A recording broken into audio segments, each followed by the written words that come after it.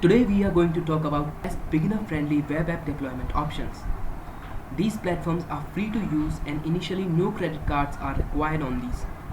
Learning these platforms, which is very easy and can be helpful for you as a hobby dev and doing industry level work afterward.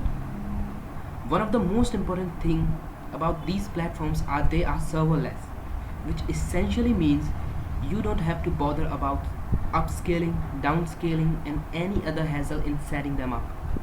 They do it themselves. These platforms also provide subdomain to you, so you don't have to bother about buying your domain in the first go. So number one in this list is Netlify or Netlify.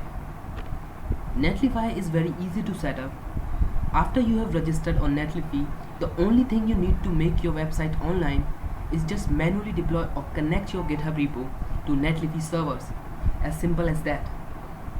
What manual deployment means is that you just have to copy paste your website or web app source code into Netlify. Now your website is online.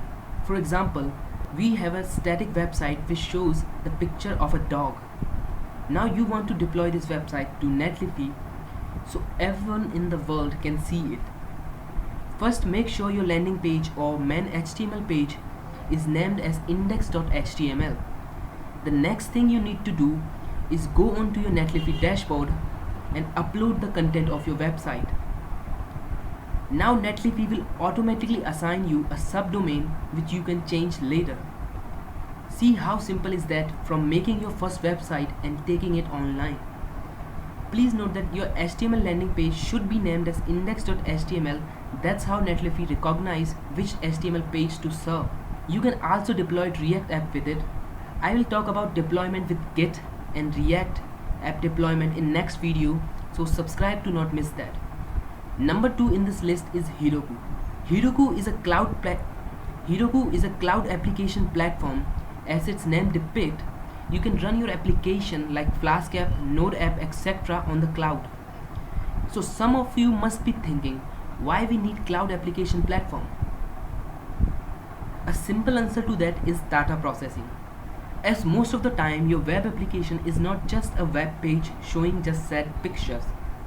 You also want to process the incoming data from your page, or we call it front end logically, and produce a response to the user accordingly. All the logic is done via application you make, and you need platform to run these applications, which is not a static but a dynamic application. Heroku provide you these services. You can deploy many different kind of application like Flask, Django and Node application on these platforms, and they will be up and running in no time. Heroku gives you 512 MB of RAM per dyno. Dynos are like service or app instances. You will need more dynos when your application grows. You don't need to pay any upfront price on the Heroku until your app is generating a lot of traffic and there is threshold for it.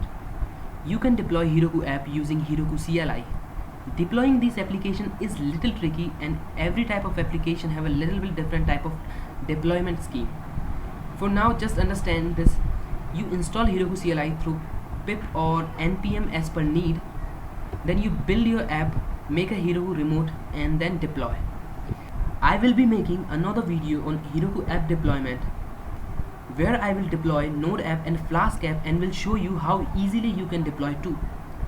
Number 3 in this list is Vercel. Vercel is kind of similar to Netlify, where you can deploy different kind of web application like React, Vue, Angular, Next.js or Native.js app also. Deployment method on Vercel is also similar to Netlify. As a hobby dev, Vercel gives you up to 100 gigs of bandwidth, 100 gigs per hour of serverless function deployment, 100 deployments per day, and which is enough if you are testing and trying your application. So this is it for this video. If you want any in-depth deployment tutorials apart from Heroku and Netlify, which I am going to make in upcoming videos, please write it down in comments. If this video was helpful for you, don't forget to like and subscribe. Signing off.